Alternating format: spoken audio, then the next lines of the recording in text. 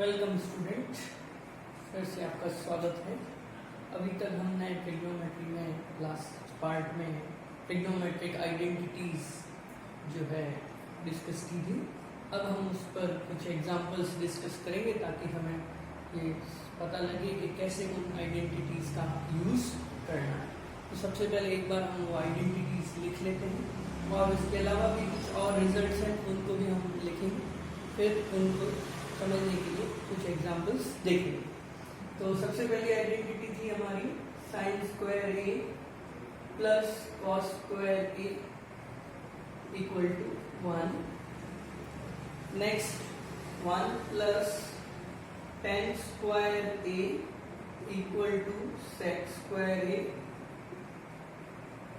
फिर इसके बाद थर्ड आइडेंटिटी थी cot square A plus 1 equal to cosec square A.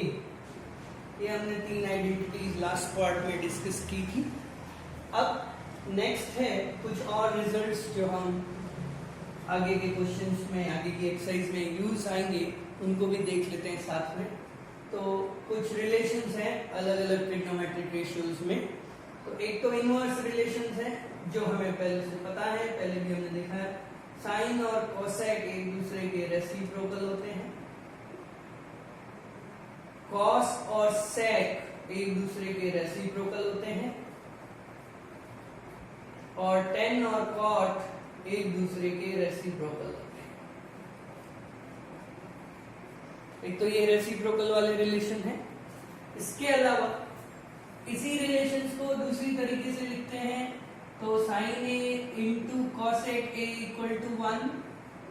ये भी रिलेशन है वही रिलेशन, बस लिखने का तरीका अलग है। इसी प्रकार cos a into sec a equal to 1 and tan a into cot A equal to 1। तो यही रिलेशन है। इसी प्रकार इस रिलेशन को और दूसरे तरीके से cosec A equal to 1 upon sine A भी लिख सकते हैं। मुझे लगता है जरूरत नहीं है, आपको समझ में आ गया होगा। नेक्स्ट पार्ट में टेन साइन कॉस में रिलेशन है। Tan A equal to sine A upon cos A और टेन का रेसिप्रोकल कॉट होता है तो cot A equal to cos A upon sine A. तो ये सारे रिलेशंस हैं, आइडेंटिटीज और कुछ रिलेशंस हैं जिसकी हेल्प से हम आगे की एक्सरसाइजेज और एग्जांपल्स सॉल्व करेंगे। तो आइए देखते हैं कुछ एग्जांपल्स जिसको हम इस क्लास पार्ट में डिस्कस करेंगे।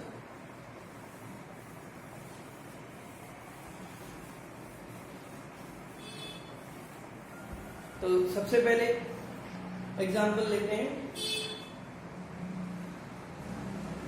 10 कॉस सेक साइन सेक, 10 कॉस सेक, इन सबको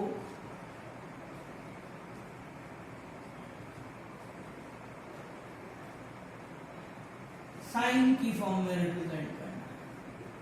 मतलब हमें 10 ऑफ ए जो है वो रिलेशन साइन के फॉर्म में आना चाहिए, कॉस भी साइन के फॉर्म में आना चाहिए, सेक भी साइन के फॉर्म में आना चाहिए। तो हम कैसे करेंगे उसको हम देखते हैं। तो हमने जो रिलेशंस पढ़े हैं उनका ध्यान रखना है हमें।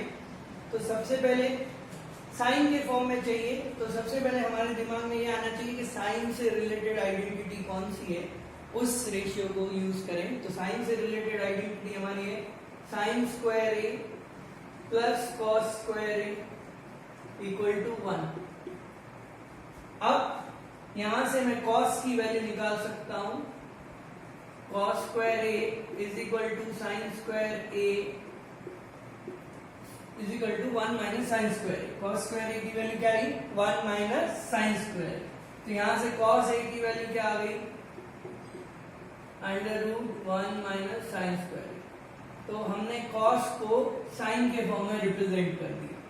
ठीक इसी प्रकार सेक चाहिए, तो मुझे पता है कि कॉस और सेक एक दूसरे के रेसिप्रोकल है, तो सेक क्या होगा? cos a के 1 अपॉन cos a के इक्वल, तो इस हिसाब से cos की वैल्यू हमें साइन के फॉर्म में पता है, तो sec की वैल्यू भी साइन के टर्म्स में लिख सकते हैं। तो sec is equal to 1 upon √1 minus sine square. अब बचा tan, तो tan हमें पता है, अभी हमने रिलेशन देखा था, साइन अपॉन कॉस होता है। तो tan अगर साइन अपॉन कॉस होता है तो साइन को तो ऐसा ही रहने देंगे और कॉस को पहले ही हम साइन के फॉर्म में लिख चुके हैं, तो 1 माइनस साइन स्क्वायर ए। ठीक है, तो इस प्रकार हम रेशियोज को दूसरे रेशियोज के टर्म्स में लिख सकते हैं। किसी भी रेशियो को किसी भी रेशियो के टर्म्स में लिखा जा सकता है। अगर यहाँ पर cos को भी साइन के फॉर्म में, तो 1 अपॉन साइन लिख सकते थे, cot को करते हैं तो tan का रेसिप्रोकल कर देते। तो इस प्रकार हम किसी भी रेशियो को किसी दूसरे रेशियो के टर्म्स में लिख सकते हैं।